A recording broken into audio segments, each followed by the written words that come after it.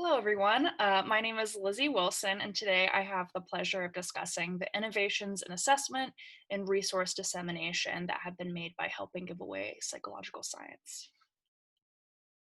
Helping Give Away Psychological Science, or HGAPS, is a nonprofit or 501c3 that was established in February 2018 by Dr. Eric Youngstrom and Dr. Mian Leong, and also functions as a student service club.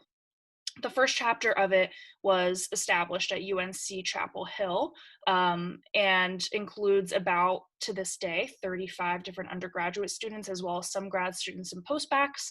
But other chapters have been established at Appalachian State, the University of Maryland, and UCLA, all of which specialize in different things. But they're all under the general vision of bringing um, free, accessible information to more people that need it. So bridging the gap between students, clinicians, researchers, and the public by creating and spreading accessible and free resources. The way that this was originally imagined was to spread evidence-based assessment, or EBA, to new audiences, especially clinicians, to encourage them to use it. And we've been finding more innovative ways to achieve this goal over time, one of which is the assessment center. Over the years, we had seen numerous examples of organizations putting up free assessments or evidence-based assessments over the internet, but we had been compiling these assessments over the years in ways that were a little bit less accessible, like compiling PDFs and anchor publications. And what we decided to do is code these assessments into Qualtrics and then put them up onto the internet on our website so that more people could use them. The main goals of this assessment center would be to make it easier for clinicians to use EBA, and also to function as a new pipeline for those who need psychological help. To make it easier for the general public to access information about their mental health and then be piloted to resources for getting help thereafter. So empowering the general public to be able to take their mental health into their own hands and actually find an interactive way to understand that information. Before walking through the resource itself, wanted to go over a little bit about the making of the assessment center.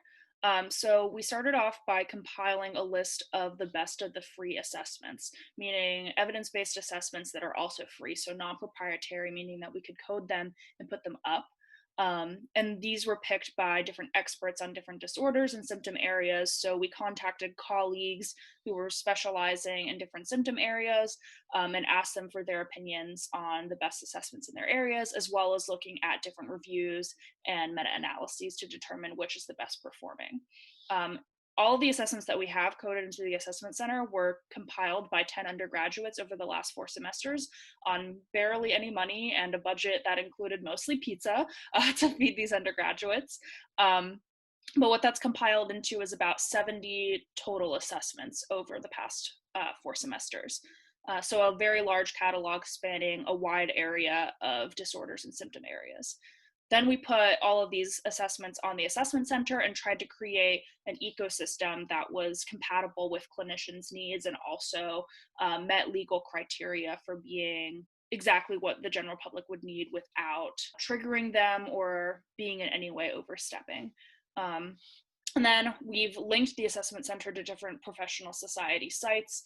The first one that we linked to was the Society for Clinical Child and Adolescent Psychology, or SCAP. And I think that this has driven quite a lot of our traffic to the site. The assessment center platform itself is twofold. So one side of it is only available to clinicians, and one side of it is available to both the general public and to clinicians. The general public side is the front-facing side. So it's the side that people see as soon as they navigate to the assessment center, whereas the clinician side is hidden by a couple scrolls down.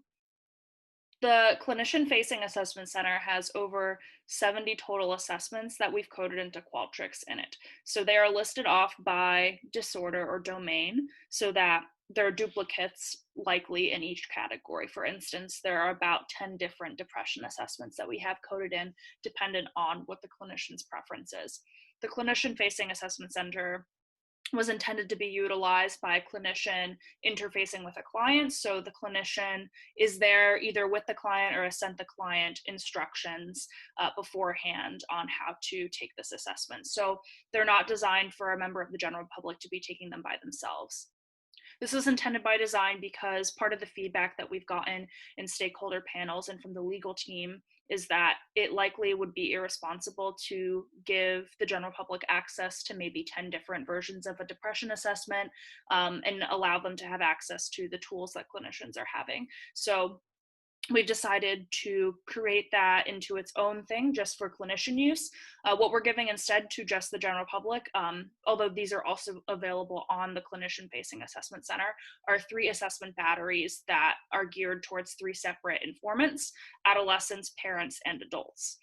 These assess about the 6 to 8 top domains that are primary clinician concern areas to assess. So for instance, anxiety, ADHD, depression, PTSD, things of that nature.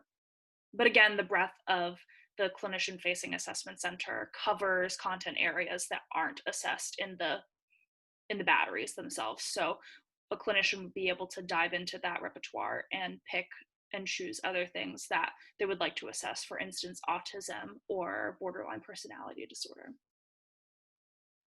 Each of the assessments contains an introduction, instructions, and a disclaimer that we sought legal consultation on. This is again to inform the participants or the general public that is taking this of exactly what they're getting into, and give them the instructions, and also crisis management and psychological first aid on the front end and on the back end to make sure that we're not doing this without the proper reinforcements to make sure that people are handling this well mentally.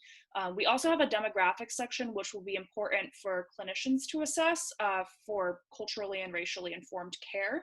That's followed by the questionnaire itself, and also an end screen that we call the back message.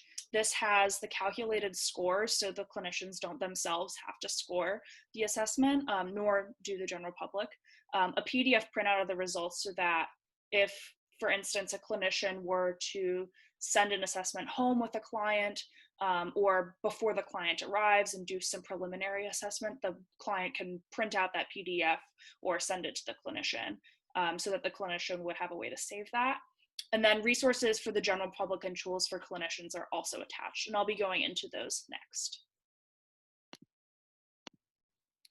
So again, we have some supplemental tools that are attached both to each individual assessment that we have for easy access by the general public and clinicians, and also they're linked and embedded into our website. So first we have general public resources, which is consisting of resources divided by content area that the assessments assess, and it's linked directly on the front page of the assessment center so that the general public can find this immediately if they're searching for help. It's also linked to the end of every single survey that they could take, so that at the end, when they get their score, they have a place immediately to go to seek more information about those resources.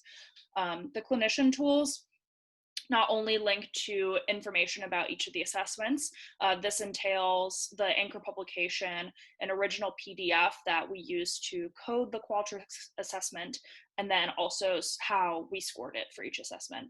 And then also we link to other tools that could help with the EBA process. For instance, we link to PracticeWise, which has an array of tools that could be used to help with assessment, such as trackers for idiographic tracking of different symptoms across time for different participants and things like that, that could assist with this process. Part of assessing how well the assessment center is doing and if it's a valuable service to the people that we're offering it to is assessing the uses over time. So we did a pilot study with the Depression and Bipolar Support Alliance to test how well an assessment center could do on a website like that has that kind of platform. We put up these assessments, which there are about 9 of, to similar informants and audiences that we currently cater our assessment center to. And over about a couple of years, there have been over 32,000 uses on these 9 different assessments. So it's safe to say that this is reaching a lot of people across a varied audience, both adults, parents, and children. We tried to cater our assessment center to a similar audience. And so far, in about 2 months of full operation, we've garnered significant traffic. So all assessments in the clinician assessment center, which are like the 70 assessments that we have that the general public doesn't have access to, have been used over 1,200 times. The total for the batteries, so adults, adolescents, and parents, was a little bit over, actually close to 1,800 uses. This is a total of a little bit over 3,000 views in the past 2 months, and this is without a ton of dissemination on our part. Um, and we hope that the part of why this presentation will be helpful is to be able to give y'all, the listeners, this tool to be able to use so that it reaches more people. We have a couple of future directions that we are currently exploring. We have decided to tailor some of the EBA that we're offering on the assessment center to assist in culturally and racially informed approaches to assessment and therapy. Part of this is assessing specifically minorities' mental health experiences, knowing that oftentimes this is different than white folks' mental health experiences, and that those things need to be assessed in tandem with sort of the general depression, anxiety domains. And then also, in light of COVID, we want to create a battery and are currently in the process of identifying assessments that could fit into a COVID-related battery, primarily assessing anxiety and trauma associated with the COVID experience and potentially loss of loved ones and things like that. One of the other things that we're looking forward to doing at the moment is creating translations of assessments. So we already have compiled a bunch of PDFs of evidence-based assessments that are translated into multiple different languages, but we haven't encoded a ton of them into Qualtrics at the moment. So this concludes the presentation that I have on the Assessment Center, which is again created by Helping Give Away Psychological Science, or HGAPS. The bit.ly link that you see here, which is HGAPS AC in all caps, will take you directly to the Assessment Center. Alternatively, so you don't have to remember this bit.ly link, you can navigate to the Assessment Center by going to hgaps.org and then finding Assessment Center in the top banner. All the assessments and resources that I've talked about today have all been compiled on this website. So everything is completely integrated and in the easy to find location. So if you just remember taking these steps to get there, it should be all locatable. And also, please feel free to reach out to HGAPS if you have suggestions about content or format or anything like that. Our contact information is on the website, and we would be happy to hear from you and so glad to incorporate your feedback. Thank you so much for your time. Hello and welcome to the next part in our wonderful symposium. So you want to write a Wikipedia page. My name's Josh Langfus. I'm a third-year grad student at the University of North Carolina at Chapel Hill. And today I'm going to talk to you about how we can use Wiki to disseminate psychological science and make meaningful edits on the platform. So our agenda for today, first I'm going to try to convince you, if you weren't convinced already, why we should care about Wikipedia. Then I'm going to do some disambiguation of Wikipedia versus Wikiversity. Then I'm going to talk about how to create an account, edit pages, engage with the Wikipedia community, and then end with some wiki do's and wiki don'ts. I'm going to be going very quickly through these slides, but since this recording is going to be available afterwards, you'll be able to go back through and look at the slides in more detail. And just a note, I'm going to use the term wiki to refer to several different platforms that are sponsored by the Wikimedia Foundation. These include Wikipedia and Wikiversity, but wiki is actually a more general term for any collaborative platform where users are also editors. You can find out more about that on the very helpful Wikipedia page about Wiki. So why should we care about Wikipedia? Well, it is the 14th most visited site on the global internet. It's more popular than Zoom, it's more popular than Instagram, and it's more popular than any of our personal web pages, mine included. Also, people go to Wikipedia for health advice. 1 in 3 Americans in 2013 went to the internet for health advice, and only half followed up with a professional afterwards. And the content on Wikipedia is actually pretty good. It's been compared to it as equivalent to that of for-profit encyclopedias, and it's only been getting better through partnerships with people like the Cochrane Medical Database. And there are also very stringent community standards for what kind of information can be included on Wikipedia, particularly for topics related to healthcare. Everything in this talk is going to be about Wikipedia, but the hard skills like creating an account and editing pages is also going to be applicable to Wikiversity. And Wikiversity is where a lot of HGAPS's dissemination takes place. What's Wikipedia versus Wikiversity?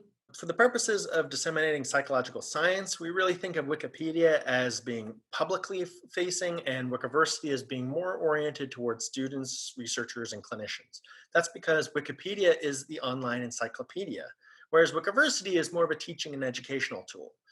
It's also easier to make edits on Wikiversity, whereas on Wikipedia, many other editors will be monitoring your content to make sure that it is accurate and up to Wikipedia standards. So how do you create an account? First, go to wikipedia.org. Then you can click on the Create Account button. That'll take you to a page here that allows you to select a username and password. It's worth considering whether you want your username to be anonymous or not. There are pros and cons either way. Some researchers in particular like to have their Wikipedia identity connected to their real life identity. This adds kind of credence or transparency to the edits that you make. Other people really value their privacy online. Everything on the internet is public forever, and so you just might want to consider the pros and cons of doing that. There are no penalties for being anonymous on Wikipedia. The other editors take you totally seriously, even if your name is made up. So once you create an account, you'll want to do the Wikipedia Adventure. This is a built-in learning module that walks you through the basics of editing pages, creating your talk page. That's how other users interact with you. And you get to earn some neat looking badges. But since you're here and not there, I'm going to talk you through the basics. So first, editing a page. What's interesting about Wikipedia is that every page is actually two pages. There's the article page, that's where the resource is. That's what you probably think of as the Wikipedia page. And then there's the talk page. For most articles on Wikipedia, before an edit gets made to the actual article, people talk about it, editors talk about it on the talk page to discuss how to make those changes and reach consensus about what information to include. How do we edit pages on Wikipedia? Well, for both article pages and talk pages, you can use these three buttons up at the top. The first tab is the default, that's read. It allows you to view the resource. The next option allows you to edit. I'll get back to that in just a second. And the third option allows you to view the history of all the edits and changes that have been made to that page since it was created. This is really handy for seeing who added what or how the pages changed over time. The talk page is where Wikipedians gain consensus. And talk pages exist both for articles on Wikipedia as well as for users, the pages of individual users. You see here on the left, I have the talk page for the General Behavioral Inventory Wikipedia article. On the right, this is the talk page for my user page. My user page, people can leave me messages that I can read and respond to. And the talk page of the article is where editors can discuss what information to include or if changes need to be made. To add something to either of these talk pages, you can edit it just like you would any other Wikipedia page by clicking on the edit button. So there are two basic ways to edit the page once you click on the edit button. There's source editing.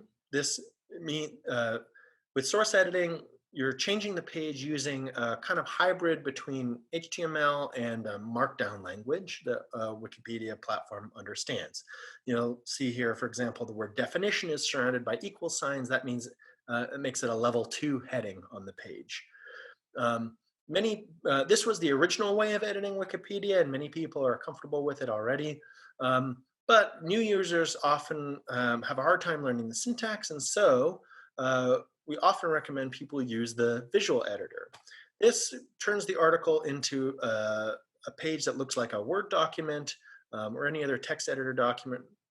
And you can add text and change formatting, add links, basically do anything you could do on the code version in this view as well. And it's a little bit more familiar and user-friendly.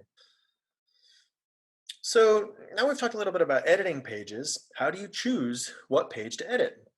Well, the Wikipedia community has organized itself into wiki projects. These are people users who have similar interests and want to improve pages around a certain topic, such as psychology.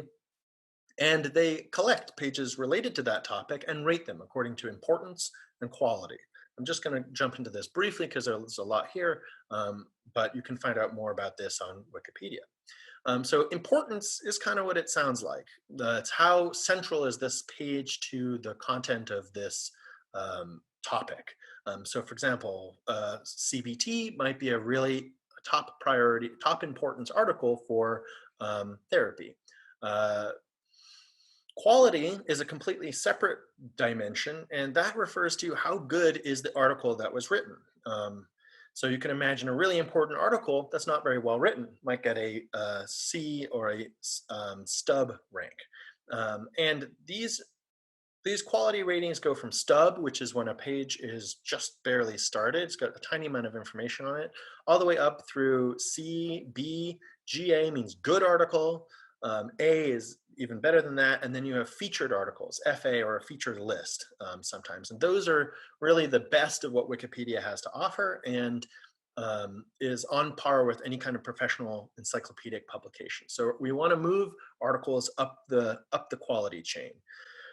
Some editors are start at the bottom and work on getting pages from being stubs to being C-level articles. Others editors start at the top and they go for C and B level articles and try to move them up to be featured or good. Both the ways completely valid methods for improving the content on the platform. And wiki projects collate information about pages related to that project into a grid like this, where it ranks pages according to, where it categorizes pages according to quality and importance. This grid here is from the Wiki Project Psychology. So you can see that Wiki Project Psychology has relatively few articles in the top priority featured article space. Most of the articles in this project are in the B or C or even starter range and are mid to low importance. We can improve the overall quality within the project by moving articles up in quality and also by contributing articles of greater importance. So now that you know what page to edit and you have an idea of how to edit, here are some general guidelines, some do's and don'ts. So first, do contribute original writing, summaries, or explanations of existing works, and cite those sources on the platform. Do not copy and paste copyrighted content or other published work without permission. The reason for this is because Wikipedia is an open source Creative Commons licensed platform. Everything on there has to be in the public domain, and so it will get taken down very quickly if it's seen as plagiarism. And they use digital tools like Turnitin to verify that. Try not to make your first Wikipedia page about your research or about a living person. That could raise concerns about conflict of interest if you're promoting your own work. And there are also very strict guidelines for writing about living people due to issues of slander and libel. A great way to start is, as I mentioned, going to the Wiki project page and finding low quality articles or short articles and trying to improve them. Taking a stub up to a C-level article is a great way to make a contribution. You can also, if you do want to start an article, it's a good idea to start with something that maybe isn't related to your research, like a geographic feature or write about trains or somebody who's no longer alive. And you can use your sandbox to start drafting that page, to ask for help from other people and discuss it before it goes up on the main Wikipedia platform and is available to all people. You can access your sandbox just right at the top of the page by clicking the sandbox button. And sandbox articles, once they're in a reasonable state of completion, can be moved over to Wikipedia without a problem. So wrapping it all up with a bow, why should we care about Wikipedia? Because a lot of people look at it, and people look at it for health information. And Wikipedia has a search optimization agreement with Google and the other major search engines, such that if you type in keywords into Google, a lot of times a Wikipedia article is among the first page of results. There are several different wiki platforms. Wikipedia is the encyclopedia. It's got a broad audience. Can be harder to make edits stick there, whereas Wikiversity is, for our purposes, directed more towards clinicians and researchers or students. It's an educational tool, and there's a little bit more freedom to roam. When you create an account, be mindful of whether or not to use your real name. There are pros and cons either way, and there's no problem with wanting to have a little bit of security there. And finally, you can use wiki projects like the Wiki Project Psychology to pick pages to edit and use the quality and importance assessment to target your efforts. And last but not least, be bold. Wikipedia works because people collaborate and spend their time and effort in making articles good, and you can be part of that process by helping give away psychological science. Hi, my name is Hannah Kim, and thank you for attending this presentation about how HGAPS has responded to various crises in our communities and how our involvement in service has changed over time. Just for some background, I'm currently a postbac fellow at the National Institute of Alcohol Abuse and Alcoholism with the NIH, and I have been a member of HGAPS since its founding in 2016. I served as treasurer of HGAPS for 2 years during undergrad, and also over the course of my involvement, I've had the privilege of being involved in most of the crisis response initiatives that I'll be discussing today. I will include several links and QR codes throughout this presentation, so I encourage you to pause and interact whenever you'd like. So the reasons why HGAPS first started doing crisis response is really captured by these three goals that we still hold: to crowdsource evidence-based information from professional societies, repackage information in digestible form, and to disseminate to those who would benefit. All of this happens as rapidly as possible whenever these crises occur. So when we think about the organization's vision of bridging the gap between clinicians, researchers, and the public, we also recognize that there are times where we need to go beyond our regularly scheduled content to close that gap. So while our work as a service organization has often been atypical, being that it primarily exists online and we benefit people that we might never meet face to face, our crisis response initiatives have only succeeded through our members and our partners' dedication to the tenets of public service, primarily those like generosity and the motivation of reducing harm and suffering. I'd like to bring your attention to the second point here about repackaging information into digestible form. So, a lot of organizations and professionals will publish or share content that has high quality and science based information about a current event that is impacting a lot of people, such as a hurricane or a wildfire. But this information might not be reaching the public and the people who need it most. For example, most people's first instinct in a crisis is probably not to look up the American Psychological Association's website. They might be scrolling through Twitter for the latest updates, or maybe Googling the urgent questions that they might have about their situation. So we need to be able to meet them where they are, and trying to accomplish that has taught us a lot about what HGAPS is capable of and also what we want to do in the future. So this page is just to kind of show you what we mean by visually engaging content.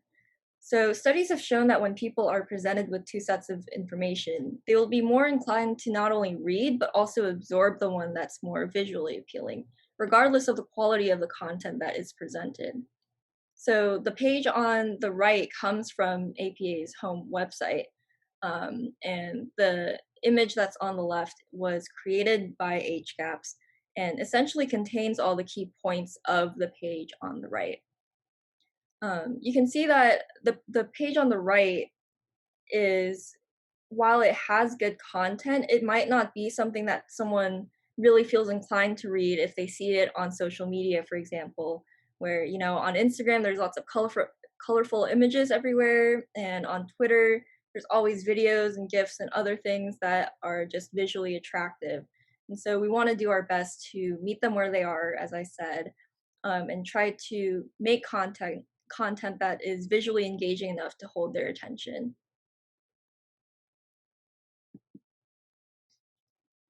So the leadership and the structure of crisis response in HGAPS has changed quite a bit since it first started. So at first, it was something that was really just undertaken by undergraduate student leadership. This was usually done outside of meetings and done during people's free time, between classes, between studying, other extracurriculars, lab work.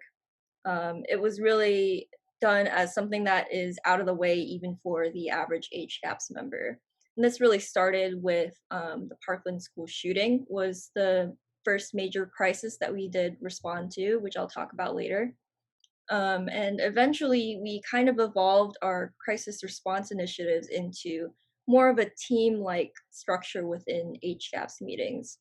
So this was first presented when we responded to the Pittsburgh synagogue shooting. This was a team that was led by graduate student Josh Langfus. And we have since also incorporated teams into our regularly scheduled meetings that talk about a variety of topics. And more recently, some of those teams have included telepsychology and discussion of COVID-19. And some of the new directions that we are considering for crisis response are having designated leadership positions of people who are really in charge of finding things to respond to and organizing those efforts. We are considering those people at both the chapter and the national nonprofit levels. And we are also considering putting together a mailing list or something that can virtually coordinate teams of volunteers that are just interested in doing this kind of thing. So as I mentioned, the first major crisis that we responded to was the Parkland school shooting. This happened in February 2018. And since then, HGAPS members have kind of made school shootings a really central thing that we do respond to on a regular basis through social media. Unfortunately, since then, there have been at least 5 other major mass violence events for which we tried our best to respond by disseminating the resources that we've built on in the past.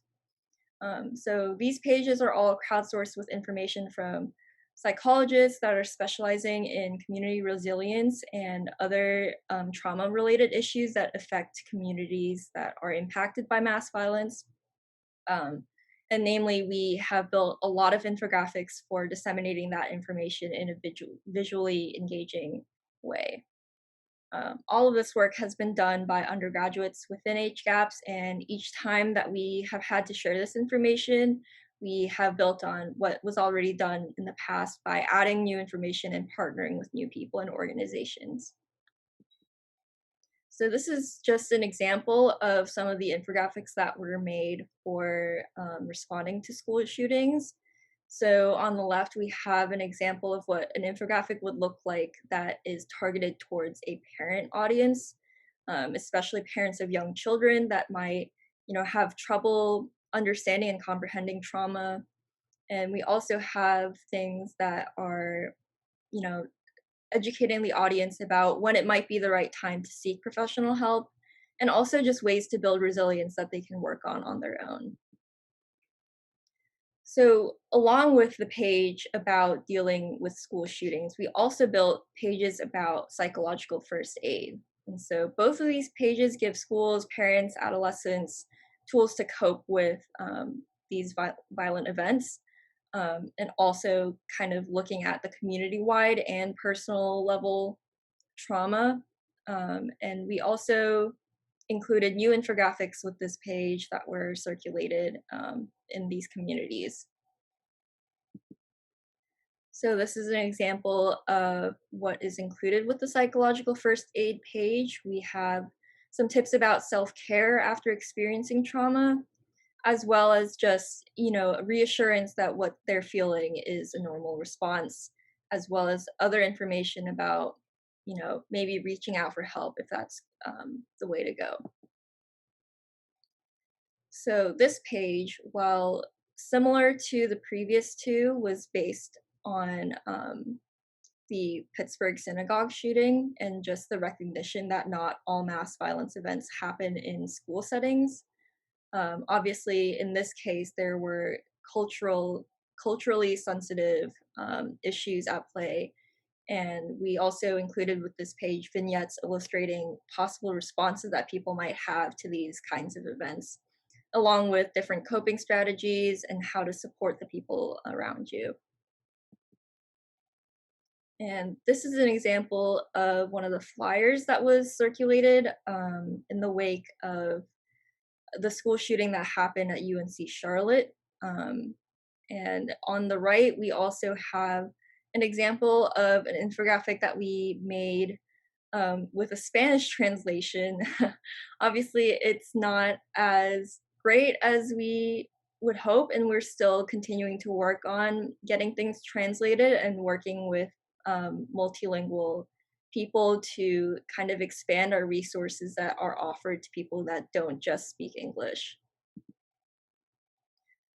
One of the other major categories of crisis response that we have been engaged with is natural disasters. And the big page that we have is about hurricane and flooding preparation. And this was made in response to Hurricane Florence, which hit North Carolina particularly bad. And our school also was right next to a Red Cross center that was sheltering people for extended periods of time that were affected by the hurricane and displaced. And we really worked with a lot of local psychologists and just people that are experienced with dealing with community resilience and trauma. And we built this page within 2 days of being notified that Hurricane Florence would be hitting. And so we were able to actually disseminate these infographics and these pages before the hurricane actually landed. Obviously, we continue to disseminate them and build upon them further after the hurricane.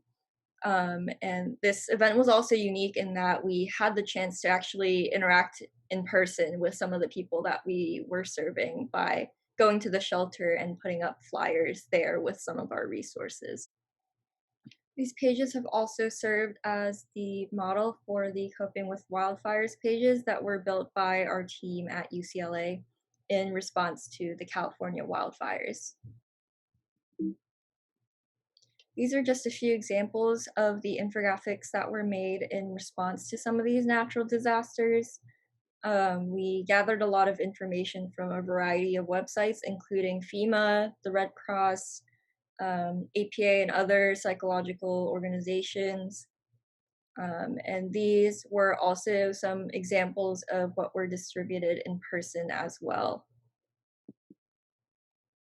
And this is just a couple of pictures of our experience volunteering at the Red Cross shelter. We put up some flyers and also tried to help where they needed it. And so now I'll talk about, what our dissemination efforts actually look like on social media. So usually when we do a social media post, we tend to go to Twitter, which is, updated in real time, and we tend to get the most engagement on Twitter. We also have posted on Facebook and Instagram for things that are specific to the UNC system or the UNC school. And we have also shared our resources on professional networks for clinicians to share with their clients, as well as school administrations to share with students. So on the right, we have an example of one of the tweets that we did in response to the shooting in El Paso. And this was just an example of how we might include and incorporate our infographics as well as just resources that are linked. Some of us have also done some analyses of these dissemination attempts and trying to see if they actually had an impact on page views and how many people were actually seeing our content. And just as an example, our top 4 pages were all in response to some kind of crisis. And I'll talk about the 13 reasons why later. But the other 3, the hurricane and flooding preparation and tips, psychological first aid, and dealing with a school shooting, those were all made in response to specific crises, as I mentioned previously. And you can see that these did have a significant impact in increasing our page views before and after the dissemination attempt. This is just a graphical representation of that information. So earlier this year, we really had to ask ourselves as an organization what we really think of as a crisis. Is this just natural disasters and violence? Could it include trending TV shows like 13 Reasons Why, or more recently Euphoria and other similar shows and movies? Is the increasing suicide rate also considered a crisis? What about COVID-19? And then also, what about systemic racism? And as HGAPS grows as an organization, it might make more sense to narrow down our focus. But for now, we see any opportunity for us to affect positive change for a cause that our members are excited about as something that is worth pursuing. So we also recognize that the special cases of COVID-19 and systemic racism are issues that are at the forefront of society, and they really serve as critical obstacles to the mental health and well-being of our population. So we see the last two in particular as things that, that might not be acute crises, but are things that are extremely detrimental to our communities and that we have the ability to do something about them and to try to share resources. So these last few slides will just showcase some of our most recent work with COVID-19 and anti-racism. So for COVID-19, HGAPS members at UCLA and UNC work together on multiple pages to cover a breadth of topics related to COVID-19. So we have 3 separate pages right now that are really extensive and covers slightly different angles of the issue. So we have one about coronavirus and epidemics, and we also have one about outbreaks of infectious disease, as well as one about social isolation, since that is something that a lot of people have been struggling with. We also have specific pages for clinicians that are providing psychological services, as well as patients who are trying to seek help during the pandemic. And these telepsychology pages are covered in more detail by Emma Choplin's talk. Lastly, our anti-racism pages are being built in partnership with Dissect, which is a new organization, Dissect being short for Dismantling Systemic Shortcomings in Education and Clinical Training. And Dissect was made by a group of graduate students who are currently getting trained in clinical psychology, who recognize that there are aspects of their programs that could be better addressing a more anti-racist perspective in psychology. So these resources are really intended to educate and collaborate with clinical psychology training programs, and really just maintain a dialogue about racism and psychology and how we can all do better. So finally, I'd like to share with you some links to keep in touch with us and get more updates about our resources as they come out. So as I mentioned earlier, Twitter is really our primary platform in terms of social media, and pretty much all of our resources are hosted on Wikiversity. We also have our own website, the HGAPS website, which is just hgaps.org. And this website really kind of showcases all of the things that are going on with our organization. And lastly, if you have any suggestions or feedback, please feel free to reach out to us over email at suggestions@hgaps.org. Thank you. Hi, my name is Emma Grace Choplin, and I'll be talking about choosing Apposite psychological science for public consumption. As scientists and researchers, I feel like we all have the same sentiment that the song I Want You to Want Me by Cheap Trick. My favorite version is the 1977 version that's live in Japan, and in front of the whole crowd, he goes, "I want you to want me." And then he goes into the lines later, "I need you to need me." And I feel like this captures the science community, because a lot of us got into the game wanting to be a benefit for society and make this world a better place. We want to disseminate, but the most widely used approaches like publishing in journals, conferences, stakeholder panels, focus groups, etc., though highly incentivized, do not reach high volumes of the non-research audience. Youth at risk, concerned family and friends, help-seeking youth, rural clinicians, teachers, after-school care workers, school counselors, coaches, religious leaders, social workers, etc. These are people who most likely will not be paying a fee to read a journal and will not be somebody at one of these conferences and only a select few can make it onto those focus groups and stakeholder panels. So, okay, these are the people we want to reach, but how do we reach them? Because I know a lot of people will start a blog or they'll have really great resources on their websites, but unfortunately, when somebody is looking for answers and they go to Google, those pages are not going to pop up on the first page. Or they don't know how to ask questions to get to the resources that they need. And so we have to think to ourselves, what does the public want right now? What do they need right now? And how can we capture their attentions? Because we ultimately know we have something very valuable to offer them, and we want them to want what we have to say. And we really need them to listen to us and take in what we have to say, because we feel like it will make a difference and it will improve their well-being. So what do we do now? It seems very simple.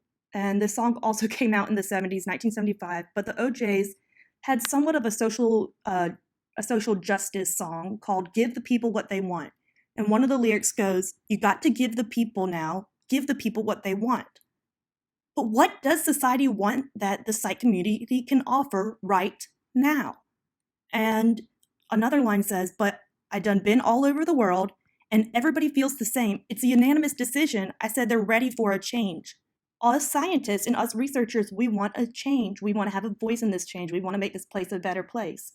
And so one survey in 2018 surveyed 210 dissemination and implementation researchers, these people who had received professional training in dissemination and implementation. And 56% of those scientists strongly agreed that it was an obligation to share research with those who need to learn about it. It's a unanimous decision here. We all want there to be change in this world, and we're ready for that change, right? So the next line says, well, it's about time for things to get better. We want the truth and no more lies. We want freedom, justice, and equality. And I want it for you, and I want it for me. Now this, you can read a lot in between the lines and the context that I'm speaking about right now. We've seen a lot of misinformation during this pandemic, spreading of misinformation, and sometimes, partial truths and flashy news headings that might be about like one science article, but obviously it wasn't from a systematic review or a Cochrane or something of that caliber. But people want the truth. And how do we give them the truth? And at the same time, they're seeking these things because they want freedom and options. So it's easy to access and something that they don't have to dig for or have to go through so much misinformation or confusing jargon to get to what is well needed. And I can equate this to missions of people going to like Africa and trying to make sure that everybody has access to water, because that is a basic human right to have access to water. Well, I think that having access to psychological science should also be a basic right, and should it be something that is hard for somebody outside the academic community or anybody to find those answers. So how do we give the people what they want and make it easy for them?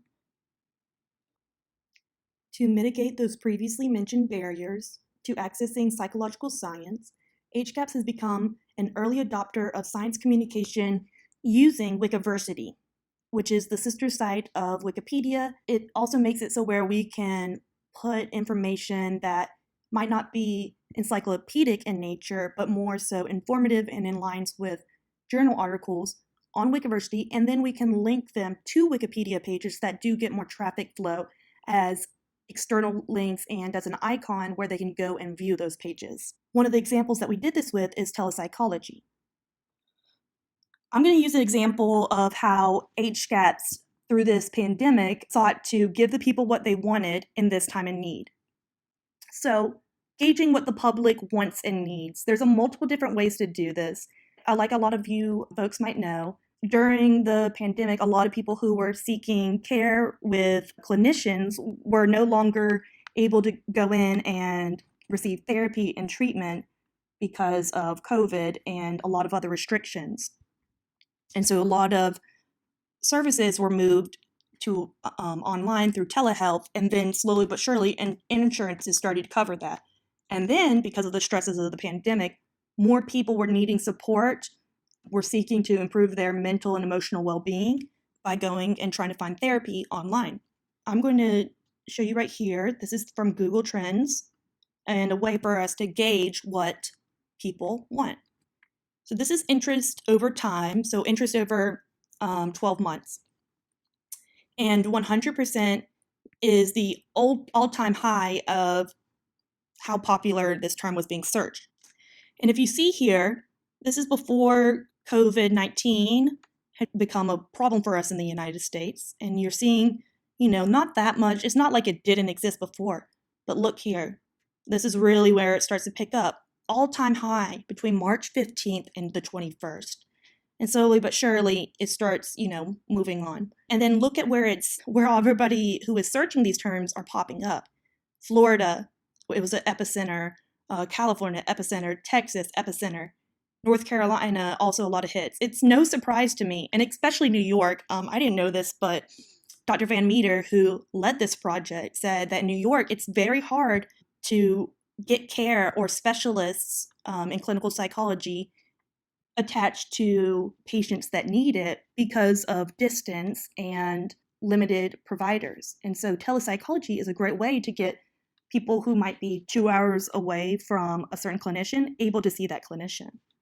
So I thought this was really interesting and kind of shows the point here. But a term that more people are even familiar with is teletherapy. But look here. So not much going on. And boop, boop, boop, boop, boop, boop. Look at this. All-time high and remaining to be elevated even afterwards here. And look at it.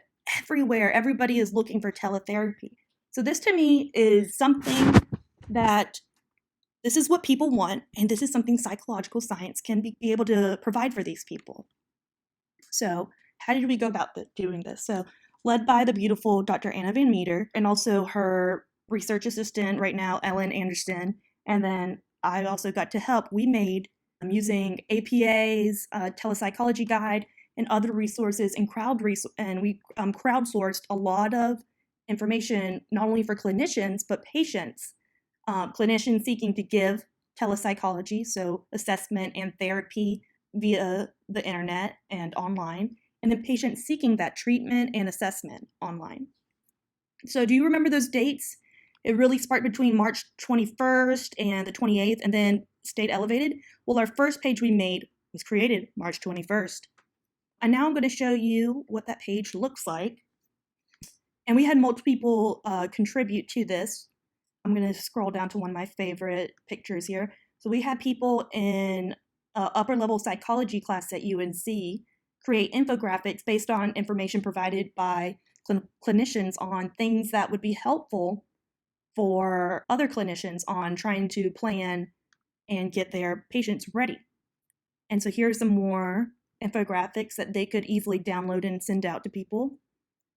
And we even provide resources from other clinicians and things like that. So, and this is basically, all of this is a list of other resources and citations for, couples therapy, assessment, substance use disorder, on and on and on. Very rich. And the best part is this is updatable and anybody can go in and edit it, but we will be able to monitor, and there's bots that make sure that only things that are of a certain caliber stick. So about a month later, in May, we made a telepsychology guide for patients because these are other people who are searching for answers and help during this time. And so we provide resources for how they can find a therapist. We also provided what to do to prepare for a telepsychology session, mental health resources, because, it's not just therapy via Zoom. They can also do online group chats. There are suicide hotlines and even group chats of people. So like for DBT and things like that. So we really break it down for them. We even put a lot of insurance questions and links to that people might have surrounding, can they afford or be able to experience clinical telepsychology. Page views. Let's look at, and I'm going to just show you how big of an impact we were actually able to make and reach people. And so this right here is showing how many people we were able to actually view in total of those combined pages. since conception of them, 33,325. This is making a difference, and it's a free and open access and always growing resource for people. Now, this is just an example, a recent example of what we've been able to do. Okay, switching gears a little bit here.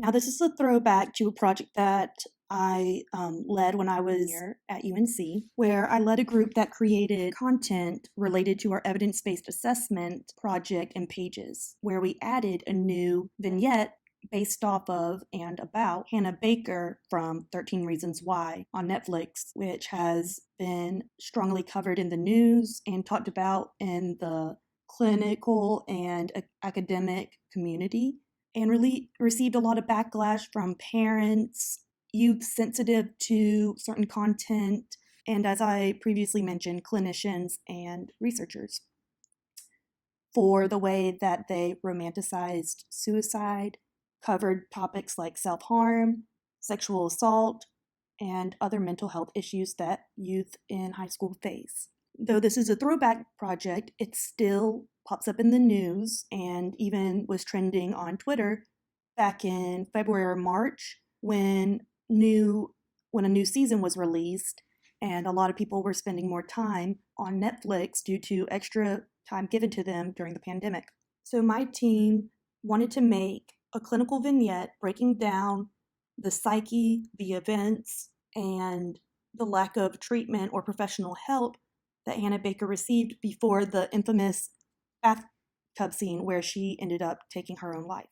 Some of the complaints that came from mental health professionals were the lack of resources or quality of resources Netflix would provide after episodes, the unprofessional trigger warnings that they had in the beginning, and the way that things were being depicted in the show. What corresponded with the release of the show is an astronomical spike in how to kill yourself, suicidal method, searches, and other information connected to the show, such as depression. What is even more scary is that when you search for these things, it's not always providing you with information that helps the youth, but more so puts that youth in danger, which really motivated our team to make sure that we collected information from APS, APA, clinical listservs that were talking about what we wish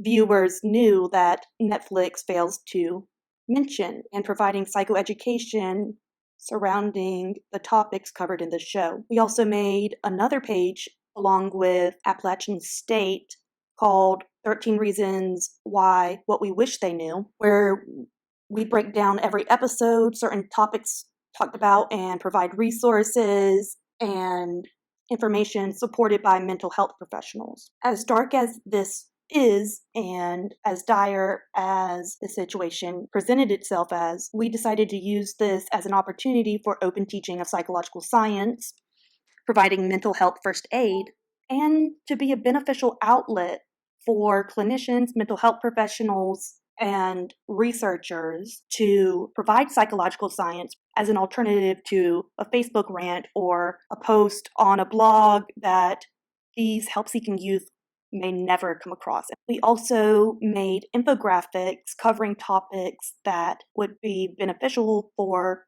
people that come across our page.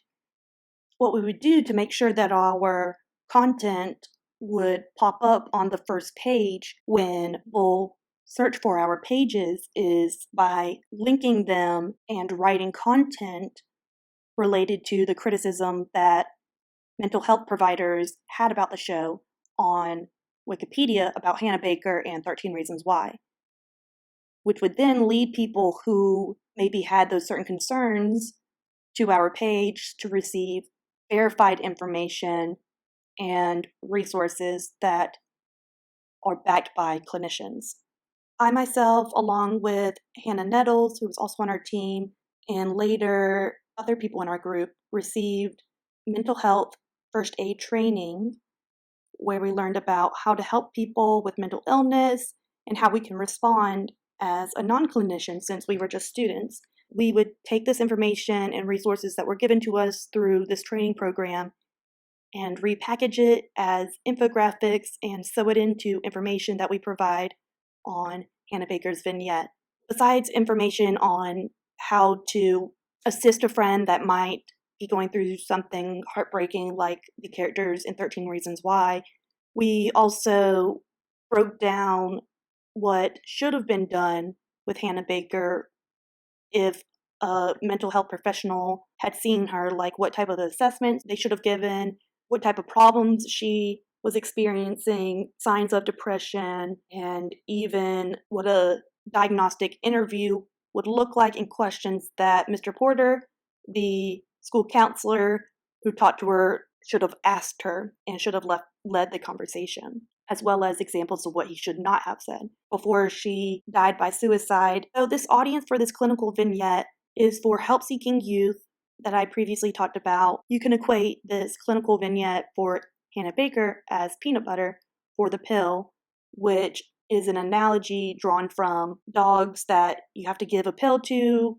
from the vet, and the vet usually tells you to put peanut butter around it, so they'll take it thinking it's just a treat. That's why we try to cover topics that are hot or popular or has a cult following that is widely talked about, because we know that that's going to be generating a lot of searches, and since it's going to be generating a lot of searches, it's going to get a lot of views. I don't think it's just a fluke that our Hannah Baker vignette is one of our most viewed pages that HGAPS has ever made, because there's a lot of people out there searching for that content as opposed to other pages that we have that is written in a more clinical or academic way, like evidence-based assessment of depression in youth. That's going to be harder for teenagers or high schoolers to come across that, because that's not the type of content they're looking for or searching for, even though it's what ultimately we want their eyes to land on. This is also appropriate for mental health professionals like Mr. Porter, who might not have the tools or given the training, or might even be in over their head, like camp counselors or people who want to help people like Hannah Baker, like friends or family. In later episodes, like in other seasons, you often hear the friends and family lament over the fact that if they only knew this was a warning sign. We talk about and break down in What We Wish They Knew page, as well as Hannah Baker vignette, so that if anybody comes across these warning signs, can actually act before it's too late.